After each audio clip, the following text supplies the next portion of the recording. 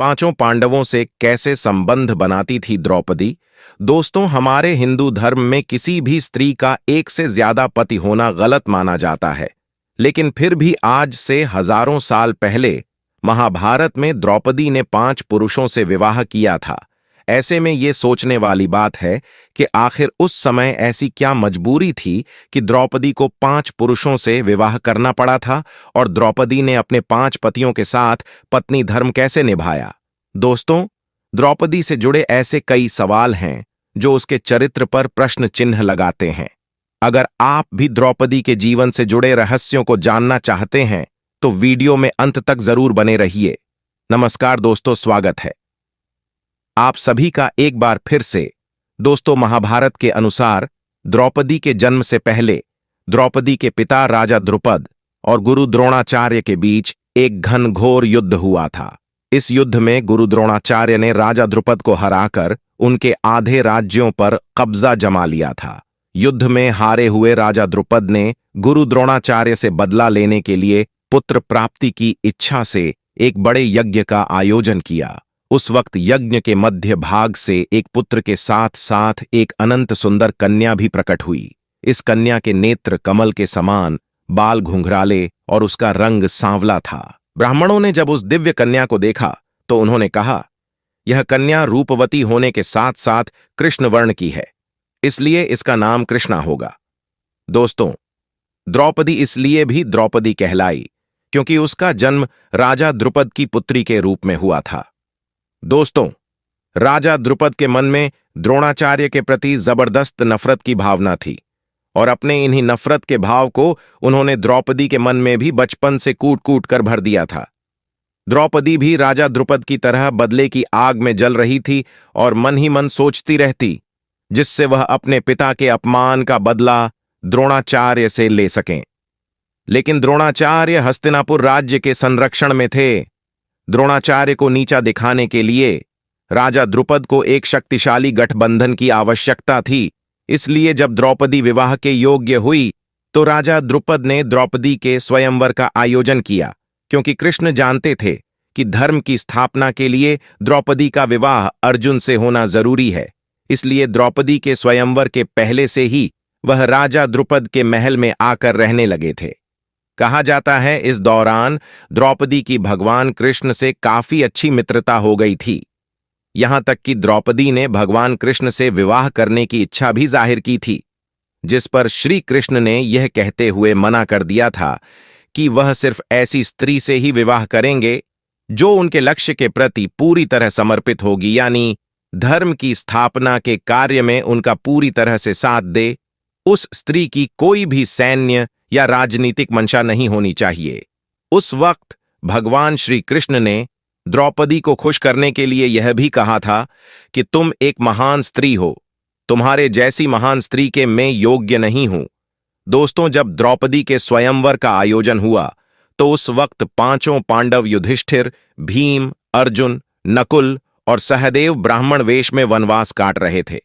वे अपनी मां के साथ एक गरीब कुम्हार के घर में रह रहे थे और भिक्षादान पर ही जीवित थे। जिस दिन द्रौपदी का स्वयंवर था उस दिन भी 5 पांडव ब्राह्मण के वेश में भिक्षा मांगने के लिए निकले हुए थे। तभी उन्हें कहीं द्रौपदी के स्वयंवर का पता चला। तब अर्जुन ने अपने भाइयों से स्वयंवर में भाग लेने की इच्छा जताई, जिसके बाद 5 पांडव ब्राह्मण के वेश में ही स्वयंवर में पहुंच गए।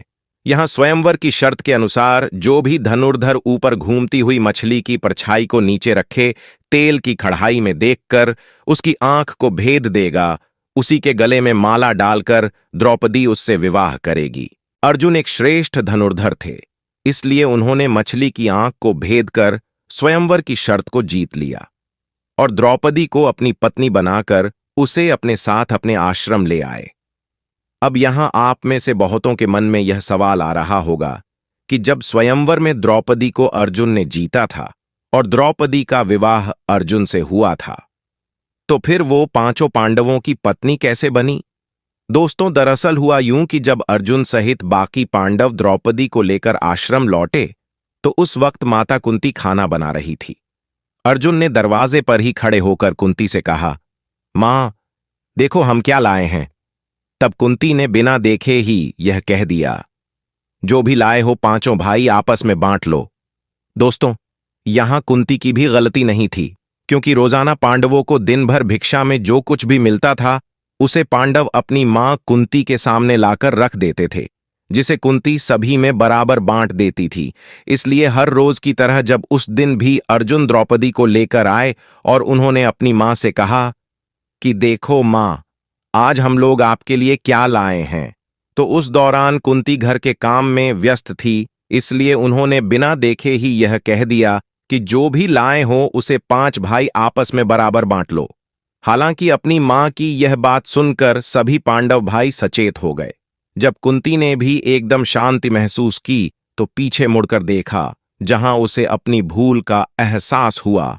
उन्होंने अपने पुत्र धर्मराज युधिष्ठिर से कहा कि इसका कोई ऐसा उपाय निकालो जिससे द्रौपदी का कोई भी अनर्थ न हो और मेरे मुंह से निकली बात झूठी न हो। हालांकि जब इसका कोई हल नहीं निकाल पाए, तब पांडव अपनी मां की बात का मान रखते हुए द्रौपदी से विवाह करने के लिए तैयार हो गए। लेकिन जब इस बात का पता राजा द्रुपद को चला तो वे काफी परेशान हो गए।